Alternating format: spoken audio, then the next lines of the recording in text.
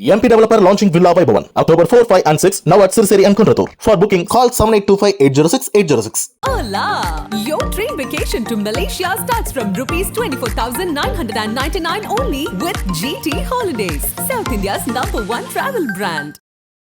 100 நாட்களில் 134 கொலைகள், கொலை நகரம் ஆகிறதா தமிழகம் அப்படிங்கிற ஒரு செய்தி எல்லா பத்திரிகைகளிலும் பதிவாயிட்டு வருது. இந்த அருண் ஏன் தேர்ந்தெடுக்கப்பட்டார், முதல்வரால் தேர்ந்தெடுக்கப்பட்டார், எப்படி அவர் பேர் சிபாரிசு செய்யப்பட்டது அப்படின்னு பார்த்தீங்கன்னா, அருண் அவர்கள் எந்த மாதிரி சூழ்நிலையில் அவர் பதவி ஏற்றுக்கொண்டார். அருவாய் எடுக்கிறதையும் கத்தி எடுக்கிறதையும் இங்கே சகஜமாக காவல்துறை அதுக்கு மேலே ஒன்றும் செய்யாது. ஒரு வக்கீலை வச்சு ஒரு 8 நாளுக்குள்ள பெயிலில் வந்துட்டோம்னா அதோட கேஸ் ஊற்றி முடியலாம் அப்படிங்கிற ஒரு சமூகத்தில் குற்றவியல் வரலாற்று வேறு மாதிரி போயிட்டு இருக்கிற போது ஒரு திசை திருப்பதற்காக ஏற்பட்ட ஒரு அப்பாயின்ட் பண்ணப்பட்டவர் தான் அருணுடைய அப்பாயின்மெண்ட்.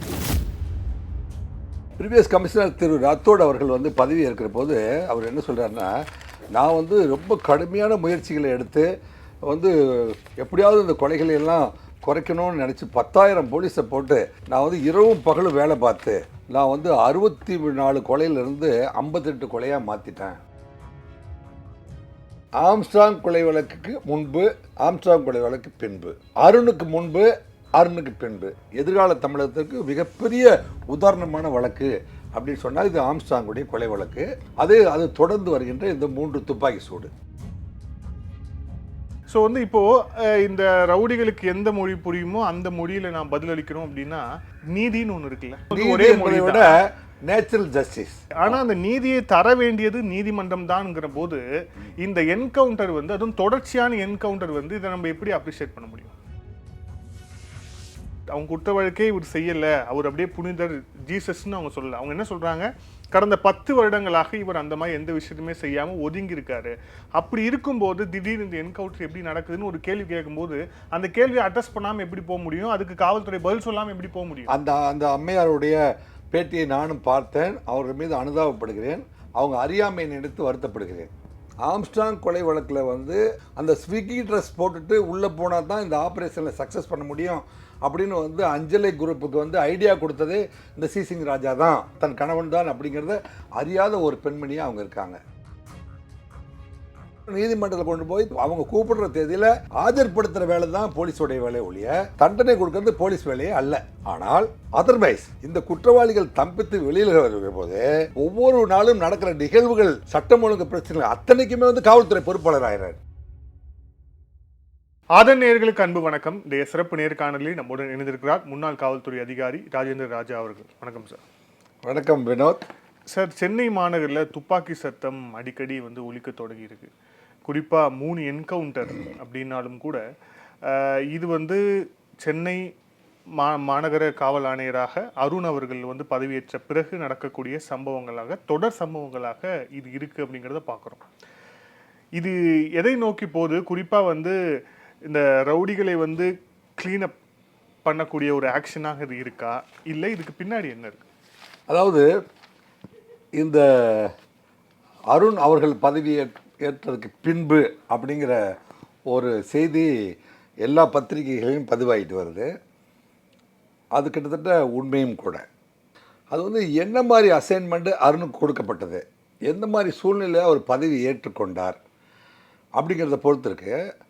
அப்போ பார்த்திங்கன்னா 100 நாட்களில் 134 கொலைகள், கொலை நகரம் ஆகிறதா தமிழகம் அப்படின்லாம் எதிர்கட்சி தலைவர்கள்லாம் கோட்டையை நோக்கி மிகப்பெரிய குரலை எழுப்பி அதுக்கு தமிழக முதல்வர் அவர் உள்துறையை தனது கட்டுப்பாட்டில் வைத்திருக்கிற ஒரு என்கிற முறையில் சரியான பதில் கூற முடியாமல் சற்று திணறிய நேரம் தொடர்ந்து கொலைகள்.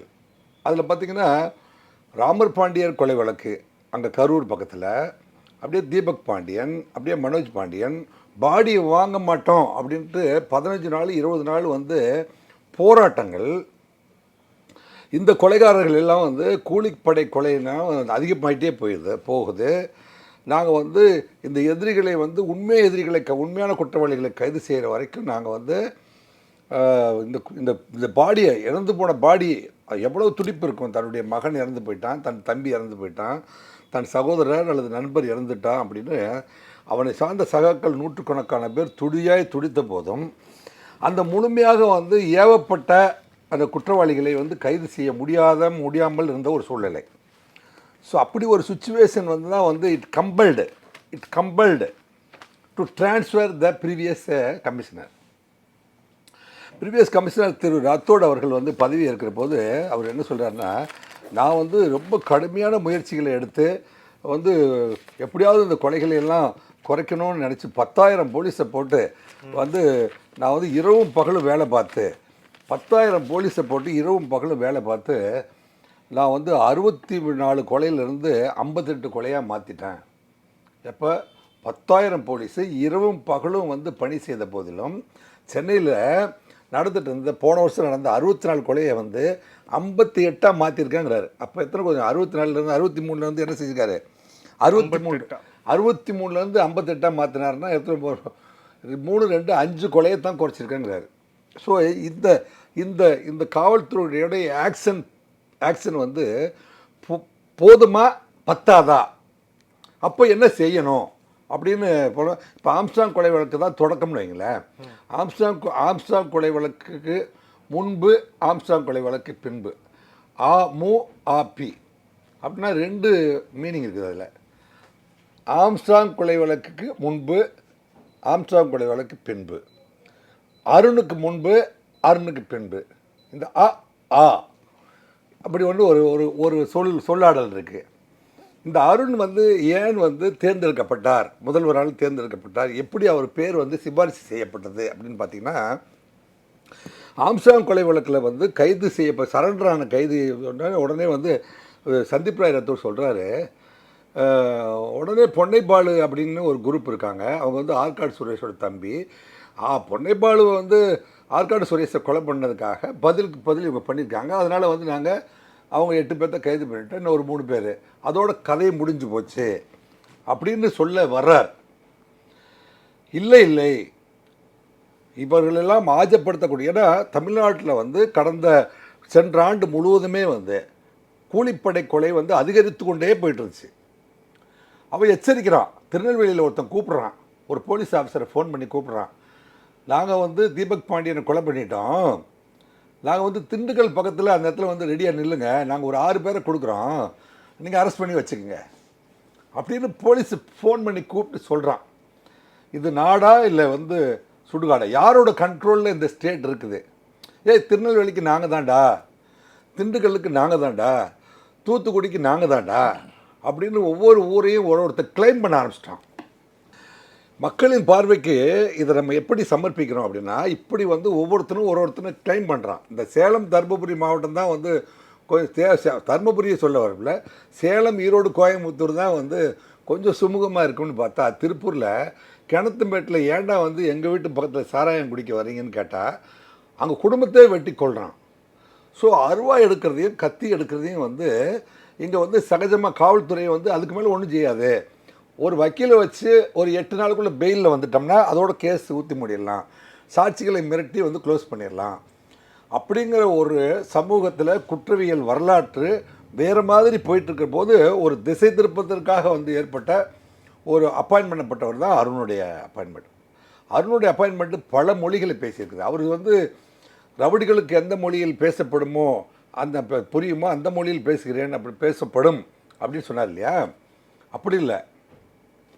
இந்த நிகழ்வுகள் என்ன காட்டியிருக்குன்னா, தமிழ்நாட்டில் வந்து ஏடிஜிபி லாண்ட் ஆர்டர், என்னங்க commissioner of city police and other commissioners வந்து தமிழ் லாங்குவேஜ் தெரிஞ்சவன், தமிழ் ரூட் தெரிஞ்சவன், என்னங்க எந்தெந்த குற்றவாளிகள்லாம் எந்தெந்த ஏரியாவில் எந்த மாதிரியான செயல் வகை குற்றம் செய்வார்கள் அப்படிங்கிறதுலாம் வந்து ஆணித்தரமாக வந்து சின்ன வயசுலேருந்தே ஸ்டடி பண்ணினவன், அவங்க தான் வந்து போலீஸ் ஆஃபீஸராக வந்தபோது இந்த ரூட்டை கண்டுபிடிக்க முடியும் அப்படிங்கிற செய்தியையும் வந்து தமிழகத்துக்கு இது எடுத்து சொல்லியிருக்கு. எதிர்கால தமிழகத்திற்கு மிகப்பெரிய உதாரணமான வழக்கு அப்படின்னு சொன்னால் இது ஆம்ஸ்ட்ராங்குடைய கொலை வழக்கு.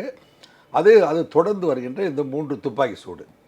இந்த 3 துப்பாக்கி சூடு வந்து முதல் துப்பாக்கி சூடுக்கு பிறகு ஆம்ஸ்ட்ராங் கொலையிலிருந்து ஒரு 3 நாட்களில் வந்து அவர் வந்து கொலை செய்யப்படுகிறார். அது ஒரு என்கவுண்டர் நடக்குது.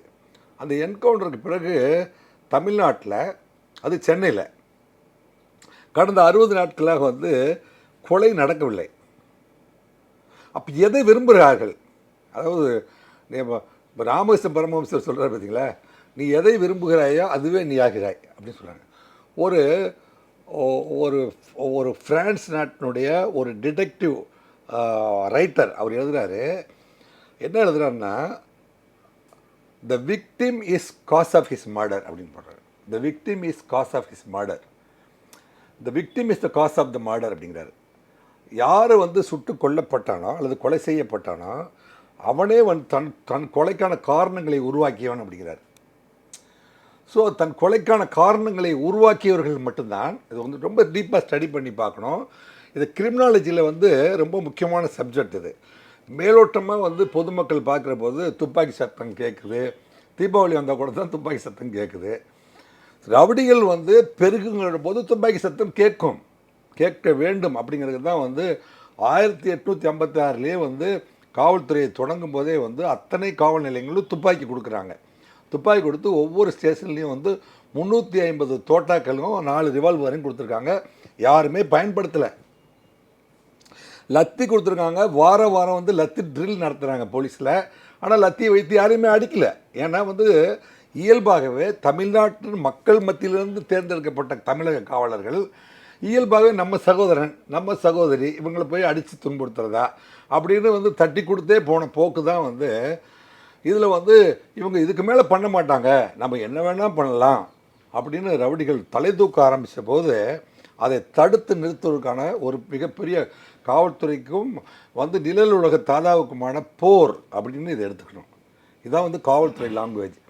பொதுமக்களுடைய லாங்குவேஜ்லேயும் பத்திரிகை நிருபர்களும் அல்லது பேட்டியில் எடுக்கிறவர்கள்லாம் பேசுகிற லாங்குவேஜ் வேறு. அருண் பேசுகிற லாங்குவேஜ், நான் பேசுகிற லாங்குவேஜ், காவல்துறை பக்கம் இருக்கிற நியாயம். இப்போ வந்து சிபி சக்கரவர்த்தி சொல்லுகின்ற உண்மை என்ன, இப்போ சவுத்து ஜாயின்ட் கமிஷனர் வந்து பார்க்குற சினிமா ஹீரோ மாதிரி இருப்பார் இல்லைங்க. அவர்லாம் வந்து பொய் சொல்ல வேண்டிய அல்லது திருடர்களோடு சேர்ந்து துப்பாக்கி வெடி சத்தத்தோடு பின்னாடி துரத்திட்டு ஒன்று ஆசைப்படுகிறா தோணுகிறதா சிபி சக்கரவர்த்தி பார்த்தா? இல்லை அவர் வந்து 2 இன்ஸ்பெக்டர்ஸ் வந்து வேளச்சேரி இன்ஸ்பெக்டரும் வந்து அடையார் இன்ஸ்பெக்டரும் போயிருக்காங்கல்ல ஸ்பாட்டுக்கு, அவங்களாம் பார்த்தா கொலைகாரர் மாதிரி தெரியுதா? இல்லை, அவங்க வந்து அந்த சூழ்நிலைக்கு தள்ளப்படுகிறார்கள். அவங்க வந்து அவங்கள ஹேண்டில் பண்ணுறாங்க. ஒரு ஆப்ரேஷன் தேட்டரில் போகிற ஒரு மிகப்பெரிய சர்ஜன் ஒருத்தர் இருக்காருன்னா அவர் 4 கத்திரிக்கோள் 4 கிடுக்கி 4 இதெல்லாம் சிசர்ஸ் எல்லாத்தையுமே ஹேண்டில் பண்ண வேண்டிய ஒரு சூழ்நிலையில் தான் ஆப்ரேஷன் தேட்டருக்குள்ளே போகிறாரு. இது வந்து ஒரு பப்ளிக் ஆப்ரேஷன். இப்போ இந்த அருணுடைய முக்கியத்துவம் என்ன, அருண் வந்ததுக்கு அப்புறம் எப்படி நடக்குது? ஆனா இதெல்லாம் அருணுக்கு இன்னைக்கு தான் தெரியுமான்னு ஒரு கேள்வி இருக்குல்ல. ஏன்னா இல்ல அருண் வந்து ஏடிஜிபி லாண்ட் ஆர்டர் கரெக்ட், அதுதான். அருண் வந்து ஏடிஜிபி லாண்ட் ஆர்டர் வந்து இன்னைக்கு சென்னை கமிஷனரா மாறி இருக்கிறாரு, அது தெரியும். ஆம்ஸ்ட்ராங் நீங்களே அழகா பிரிச்சிங்க. ஆம்ஸ்ட்ராங் கொலைக்கு முன், ஆம்ஸ்ட்ராங் கொலைக்கு பின் அப்படின்னு அழகா பிரிச்சிங்க. அதுக்கு முன்னாடியும் லாண்ட் ஆர்டர் பொசிஷன்ல வந்து அருண் இருந்தாரு. ரவுடிகளுக்கு எந்த மொழி புரியுமோ அந்த மொழியில வந்து பதிலளிக்கப்படும்னாரு. நேத்து ஒருத்தருக்கு கால் உடைஞ்சு வந்து ஹாஸ்பிட்டல் அட்மிட் இருக்கிறாரு. எங்க நேத்து கால் உடைஞ்சவருக்கு வேற ஊர்ல, not in city police. Okay, Tamil Nadu போலீஸா கேட்குறேன். ஸோ வந்து இப்போ இந்த ரவுடிகளுக்கு எந்த மொழி புரியுமோ அந்த மொழியில நான் பதிலளிக்கிறோம் அப்படின்னா நீதின்னு ஒன்று இருக்குல்ல. அதாவது நீதிக்கான மொழி அப்படிங்கிறது எல்லாத்துலயுமே வந்து ஒரே மொழியோட நேச்சுரல் ஜஸ்டிஸ், அதுதான் நேச்சுரல் ஜஸ்டிஸ். ஓகே, ஆனா அந்த நீதியை தர வேண்டியது நீதிமன்றம் தான்ங்கிற போது இந்த என்கவுண்டர் வந்து அதுவும் தொடர்ச்சியான என்கவுண்டர் வந்து இதை நம்ம எப்படி அப்ரிஷியேட் பண்ண முடியும்? இல்ல 3 தடவை வந்து அப்படி ஒரு சூழ்நிலை ஏற்பட்டுச்சு அப்படின்னு புரிஞ்சுக்கணும். நீங்க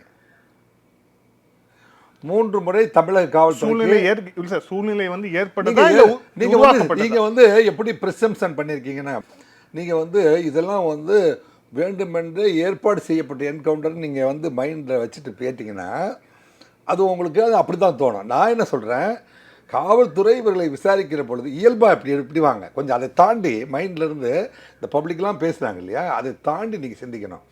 காவல்துறை A+ ரவுடிகளே கிட்டத்தட்ட வந்து சென்னையில் மட்டும் வந்து 64 A+ இருக்காங்க. அதில் 40 A+ வந்து சுற்றிட்டு இருக்காங்க. எந்த குழந்தைய வேணால் தூக்குவாங்க, யார் வேணால் கடத்துவாங்க, யாருடைய சொத்தை வேணால் எழுதி வாங்குவாங்க. இப்படி ஒரு ஆபத்தான சூழ்நிலையில் பொதுமக்களை மிரட்டக்கூடிய ரவுடிகள் இருக்கிறவங்கள அவங்கள ஹேண்டில் பண்ண வேண்டிய பொறுப்பு காவல்துறைகிட்ட இருக்குது. காவல்துறை இவ்வளோ நாள் நீங்கள் இவ்வளோ கேட்டிங்க பார்த்தீங்களா, காவல்துறை இவ்வளோ நாள் வந்து ஏன் அருணுக்கு இப்போ தான் தெரியுமா கேட்டிங்களா? அதாவது ஒரு காலகட்டத்தில் வந்து பொறுமையை மீறிட்டாங்கன்னு சொல்லுவாங்க இல்லையா. முதல்வரே வந்து ஏன் அருணை நியமிக்கிறாரு? உங்களுக்கு அருணுடைய ஏடிஜிபி லாண்டோடைய முகத்தை நீங்கள் ஸ்டடி பண்ணாமல் நீங்கள் சொல்லிட்டீங்கன்னு நான் நினைக்கிறேன். நீங்கள் தயவு செஞ்சு அங்கே பின்னாடி போய் ஸ்டடி பண்ண. நான் ஆரம்பத்திலே நம்ம இன்டர்வியூலே சொல்லியிருக்கேன். அவரை வந்து திருப்பூரில் போட்டார்கள், திருப்பூரை அமைதி பூங்காகவும் மாற்றினார்.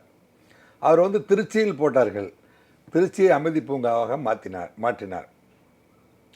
இப்படி வந்து கோயம்புத்தூரில் இருந்தார், திருச்சியில் இருந்தார். இது ஏன் வந்து ஏடிஜிபி லாண்டர் இருக்கும்போது ஸ்ரீபெரும்புதூரில் கேட்ட சத்தத்தையும் அவர் தான் வந்து நிறுத்தினார். நீங்கள் உலகம்லாம் சொல்லிட்டு இருக்குதே, ஸ்ரீபெரும்புதூரில் வந்து ரவுடிகளுடைய ராம்ராஜ்யம் எங்கேருந்து ஆரம்பிக்குது, பூந்தமல்லியில் ஆரம்பித்து காஞ்சிபுரம் வரைக்கும் இருக்கிற அத்தனை இண்டஸ்ட்ரியிலையும் வந்து பிபிஜி குமரன் காலத்திலேருந்து வந்து கொலை படுகொலை. அதில் மட்டும் பார்த்திங்கன்னா 10-8 பஞ்சாயத்து தலைவர்கள் கொல்லப்பட்டிருக்கிறார்கள். பஞ்சாயத்து தலைவர்கள், சாதாரண மக்கள் அல்ல. யாருக்கிட்ட ஸ்கிராப் எடுக்கிறது, யார் மணல் சப்ளை பண்ணுறது, யார் செங்கல் சப்ளை பண்ணுறது, அப்படி வந்து பண்ணுறதுக்கு வந்து எனக்கு அனுமதி இல்லை என்றால் வந்து பஞ்சாயத்து தலைவரே வந்து போட்டு தள்ளுவான்னு சாதாரணமாக இல்லை. வெடிகுண்டுகளை வீசி துப்பாக்கியில் சுட்டு கடப்பாறையில் குத்தி கொலை செய்வதுங்கிறது வந்து கடந்த பிபிஜி சங்கர் கொலையிலேருந்து தான் ஆரம்பமே. அது பிபிஜிக்கு முன்பு பிபிஜிக்கு பின்பு அப்படி கூட நம்ம அதை சொல்லலாம். இது வந்து எங்களை போன்ற காவல்துறையுடைய பயணத்தை நீண்ட நெடுந்தூரம் வந்து தொடர்ந்து கண்காணித்து கொண்டிருக்கிற, அதில் பங்கு பெற்றுகின்றவங்க மட்டும்தான் அந்த வலியும் உணர்வும் அவங்க ஆப்ரேஷனுடைய டெப்த்தும் புரியும். ஸோ இது இன்றைய தினம் ஊடகத்துக்கு முன்னாடி உட்காந்து இது எவ்வளவு ஆபத்தான ஒரு ஆப்ரேஷன் என்னங்க அப்படிங்கிறதையும் வந்து பொதுமக்கள் மத்தியில், ஏன் இது சட்டத்தின் முன்பு நிறுத்தப்படாமல் வந்து இவங்களெல்லாம் வந்து ஏன் சட்டத்துக்கு முன்பு நிறுத்தவில்லை என்று ஒரு கேள்வி. நீங்கள் அந்த கேள்விக்கே நம்ம வந்துடுவோம். இந்த A+ ரவுடிகள் அத்தனை பேருமே வந்து 3லிருந்து 9 கொலைகள், 39 வழக்குகள், 45 வழக்குகள், 69 வழக்குகள். இந்த வழக்குகளுக்கெல்லாம் அவருக்கு ஆஜராவதில்லை. 10 வாரண்டுகள் பெண்டிங் இருக்குது. Proclaimed offender. ஆனால் இவங்க நிழல் உலகத்தில் தான் இருப்பாங்க, காவல்துறை பிடியிலே சிக்க மாட்டார்கள். சரி, கொலை செஞ்ச வீட்டில் 9 கொலை செஞ்சுருக்காரு இல்லையா, 9 தாய்மார்கள் வந்து அவங்களை சார்ந்தவங்களாம் காவல்துறையிட்ட வந்து சரி நீதி கிடைக்கலன்னு வந்து எத்தனை வந்து முதலமைச்சருடைய தனிப்பிரிவுக்கு மனு போடுறாங்க, டிஜிபிக்கு மனு கொடுக்குறாங்க, எஸ்பிக்கு மனு கொடுக்குறாங்க. ஆனால் எஸ்பி வந்து இதுக்கு பதில் சொல்ல முடியாது. ஏனென்றால் அவர் லோக்கல் காவல் நிலையத்தில் பதிவு செய்யப்பட்ட 302 கொலை வழக்குக்கு அவர் வந்து ஆஜராகவே மாட்டார். யாரெல்லாம் சாட்சிகள் பட்டியல் அப்படி இருக்கார்களோ அதை வந்து கோர்ட்டில் மனு போட்டு வக்கீல் எடுத்து கொடுத்துருவாங்க. அந்த பட்டியலில் குறிப்பிடப்பட்ட 12 சாட்சிகள் வீட்டுக்கும் ஆள் அனுப்பி மிரட்டி விடுவார்கள். யாருமே வந்து சாட்சி சொல்லாத நேரத்தில் பிறல் சாட்சி சொன்னதுனால குற்றம் நிரூபிக்கப்பட முடியவில்லை என்று இவர்களெல்லாம் தொடர்ந்து விடுதலை ஆகி கொண்டிருக்கிறார்கள். அப்படி விடுதலை ஆனதுனால தான் இன்றைக்கி வந்து தமிழ்நாட்டில் வந்து சென்னையில் மட்டும் 1000 ரவுடி, 664 A+, அதில் வெளியில் இருக்கிறது 40. இந்த A+ புறமே சமூகத்தில் வந்து மிகப்பெரிய ஆபத்தானவர்கள் அப்படிங்கிறத உள்வாங்கிட்டு சமூகம் வந்து இறுகிய மனதோடு இல்லை இலகிய மனதோடு காவல்துறையை பார்த்தால் வந்து இதுவெல்லாம் கிட்டத்தட்ட அவங்களுக்கு வேறு வழி இல்லை அப்படின்னு தோணும்னு நினைக்கிறேன். இல்லை, இதை அப்படியே வந்து நீதி பரிபாலனம் வந்து ஏற்றுக்கொள்ளுமா? இப்போ நீங்கள் சொல்கிற அதே கூற்று அப்படிங்கிறது, இப்போ நீங்கள் வந்து அவங்க வந்து ஆஜர்படுத்த முடியல, அவங்க வந்து வெளியவே சுற்றிட்டு இருக்காங்க, இல்லை பல்வேறு விஷயங்கள் ஆஜர்படுத்திட்டாங்க. காவல்துறை பொறுத்த வரைக்கும் ஆஜர்படுத்திட்டாங்க. இது நீதித்துறை முன்பு போய் நிற்குமா அப்படின்னு? இல்லை, நீதித்துறை வந்து எந்த இடத்துல நீதித்துறையை பற்றி நீதிமன்றங்களுடைய நடவடிக்கை, இந்த என்கவுண்டர்ல விக்டிமா பாதிக்கப்பட்ட ஒரு ஃபேமிலியோடைய கொலை செய்யப்பட்டவருடைய மனைவி ஒருத்தவங்க சொல்றாங்க, இவர் வந்து இந்த குற்ற வழக்குகள் இந்த குற்ற சம்பவங்களை ஈடுபட்டு அவங்க குற்ற வழக்கே இவர் செய்யல, அவர் அப்படியே புனிதர் ஜீசஸ்ன்னு அவங்க சொல்லல. அவங்க என்ன சொல்றாங்க, கடந்த 10 வருடங்களாக இவர் அந்த மாதிரி எந்த விஷயத்தையுமே செய்யாம ஒதுங்கி இருக்காரு. அப்படி இருக்கும்போது திடீர்னு இந்த என்கவுண்டர் எப்படி நடக்குதுன்னு ஒரு கேள்வி கேட்கும்போது அந்த கேள்வியை அட்ரஸ் பண்ணாம எப்படி போக முடியும்? அதுக்கு காவல்துறை பதில் சொல்லாம எப்படி போக முடியும்? கண்டிப்பா பதில் சொல்லணும். அந்த அம்மையாருடைய பேட்டியை நானும் பார்த்தேன். அவர்கள் மீது அனுதாபப்படுகிறேன். அவங்க அறியாமையை நினைத்து வருத்தப்படுகிறேன். அவங்க எத்தனாவது மனைவி தெரியுமா உங்களுக்கு? அவருக்கு வந்து 4வது மனைவி. இருக்கட்டும் இருந்த போதிலும் அவருக்கு நீதி வேண்டும் தான். ஆனால் அவருக்கு வந்து தன் கணவர் வந்து இந்த ஆம்ஸ்ட்ராங் கொலை வழக்கில் வந்து அந்த இடத்துக்கு போய் பந்தர் கார்டன் ஸ்ட்ரீட்டில் சர்வேலன்ஸ் பண்ணி அந்த ஸ்விக்கி ட்ரெஸ் போட்டுட்டு உள்ளே போனால் தான் இந்த ஆப்ரேஷனில் சக்ஸஸ் பண்ண முடியும் அப்படின்னு வந்து அஞ்சலை குரூப்புக்கு வந்து ஐடியா கொடுத்ததே இந்த சிசிங் ராஜா தான். இவ்வளோ பெரிய படுகொலையை சென்னையில் வந்து நடத்துறதுக்கு ஒரு ஒரு ஒரு கார்னரில் வந்து மூளையாய் செயல்பட்டவர் தன் கணவன் தான் அப்படிங்கிறத அறியாத ஒரு பெண்மணியாக அவங்க இருக்காங்க. இல்ல சார், இந்த தகவல் இப்ப நீங்க இந்த சொன்ன தகவல் எனக்கு தெரியும், காவல்துறைக்கு தெரியும், அவங்களுக்கு தெரியாதுல்ல. காவல்துறைக்கு தெரியுது இருக்கட்டும் சார், தன்னுடைய நமக்கு சட்ட ஆவணம்னு இருக்கு. சார்ஜ் ஷீட்ல இந்த மாதிரி இருக்கா?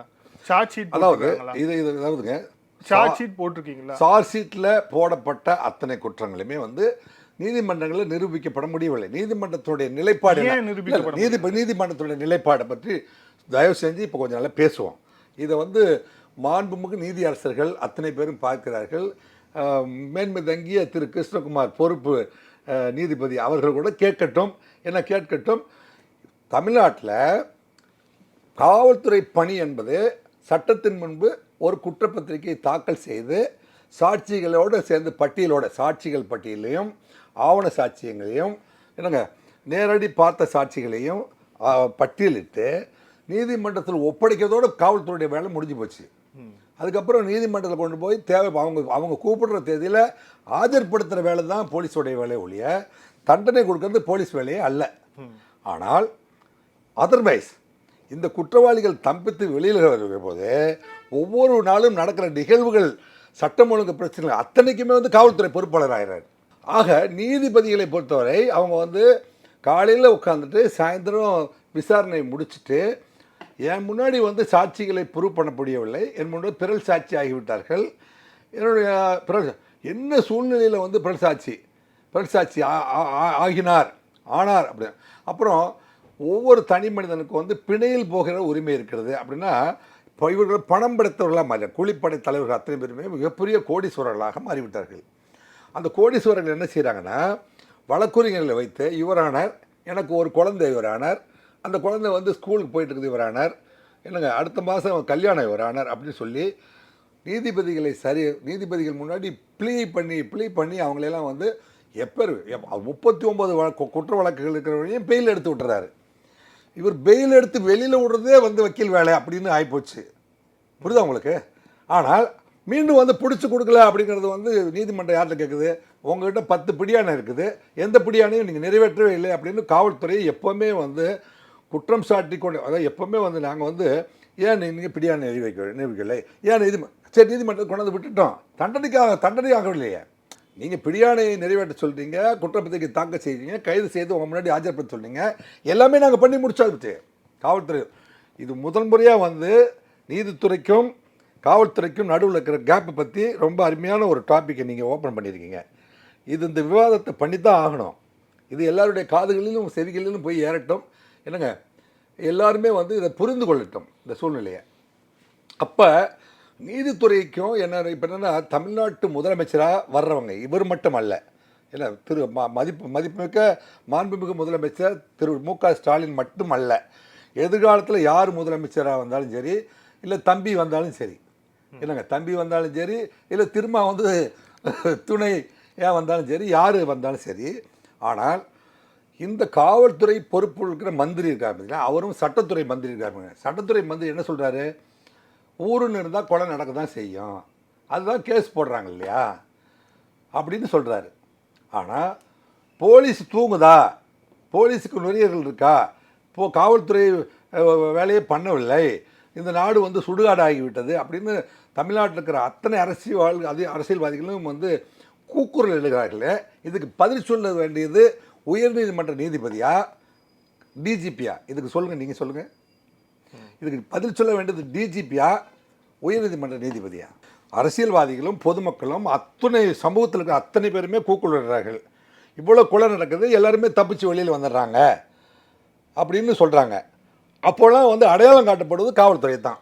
எங்கே நாங்களாக தப்பிக்க விட்டோம், அவன் நீதிமன்றத்திலேருந்து விடுதலை ஆகியிருக்கான்.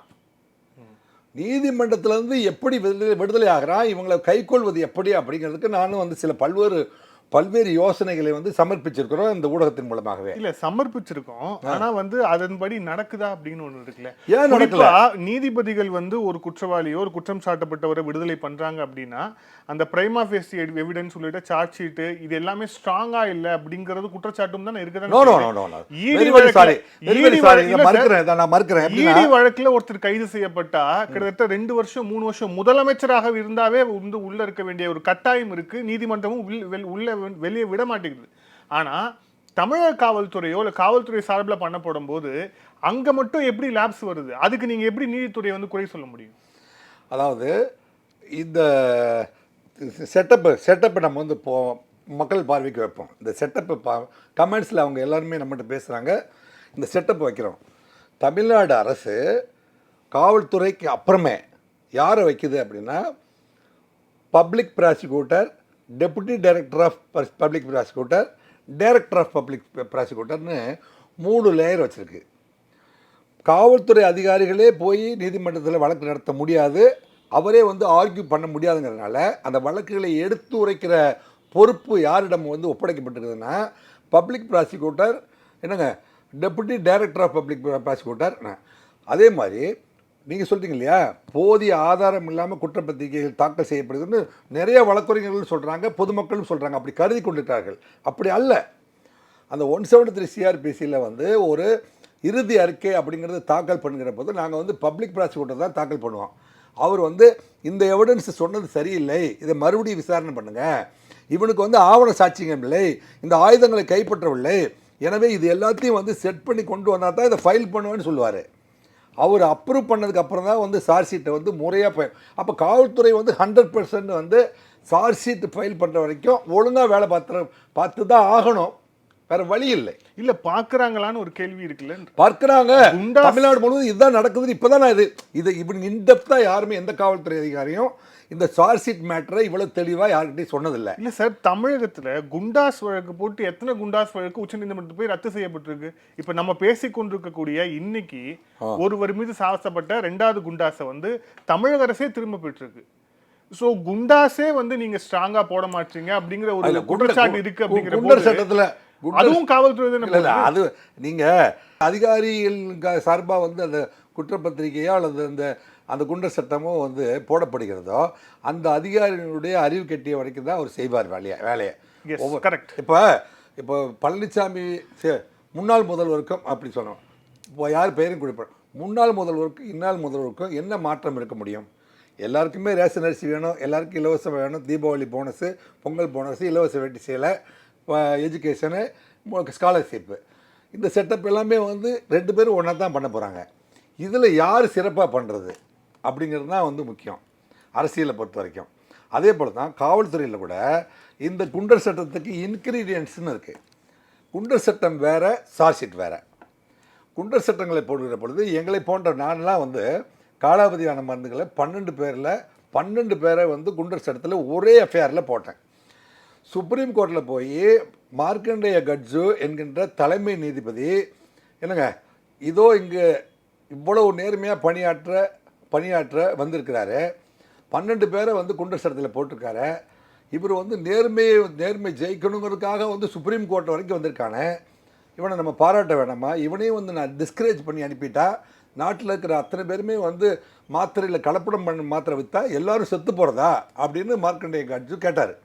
அப்போ நான் போட்ட குண்டர் சட்ட வழக்கை இந்த காலாவதியான மருந்துகளில் சுப்ரீம் கோர்ட் வரைக்கும் போய் அவங்களால ஜெயிக்க முடியல.